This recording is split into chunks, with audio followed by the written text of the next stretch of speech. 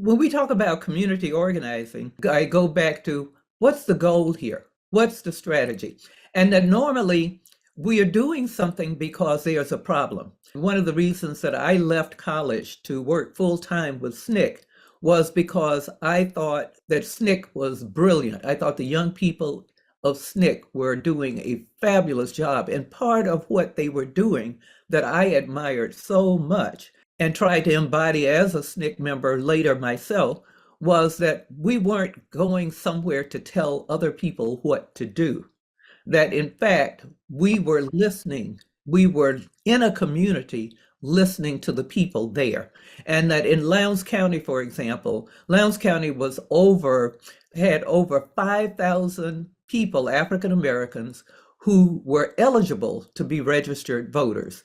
But in the early 1960s, there were none. And they had been so intimidated and pressured to avoid voting that they couldn't register to vote. There were all kinds of threats, problems. People were evicted from their land because they wanted to register to vote. So when they invited SNCC to come and help them, what they wanted was to register to vote. We took that and worked with them so that it became a different, slightly different conversation, but it was still a conversation that they started and they dominated.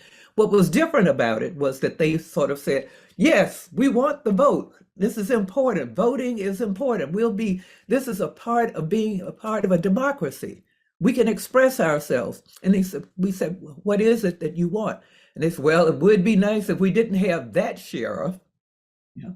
And it would be nice if we feel that the tax collector, all these things, the Board of Education. So, well, who would you vote for then? And they said, well, let's think. And we said, what about this person? And at that point, they couldn't really envision themselves as the people who could hold these offices. And it was interesting because this was, again, one of these problems of education. We said, why can't you envision that Mr. Logan could be a sheriff?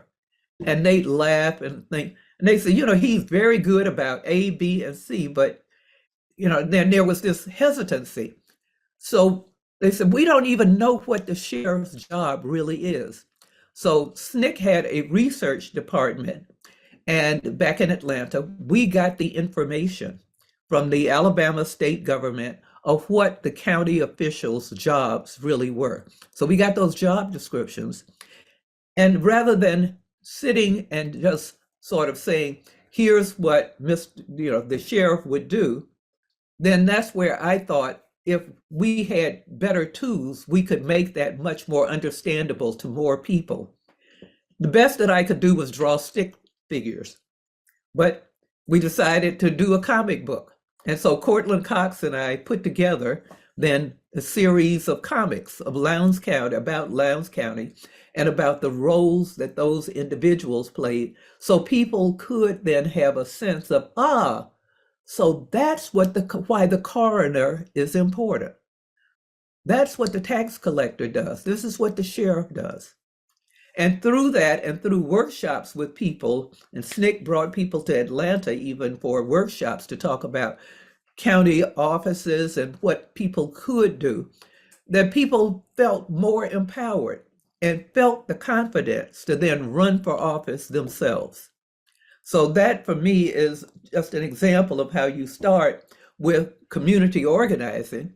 And it starts with, you got to have a community, and then you have to have something that you're organizing around or about.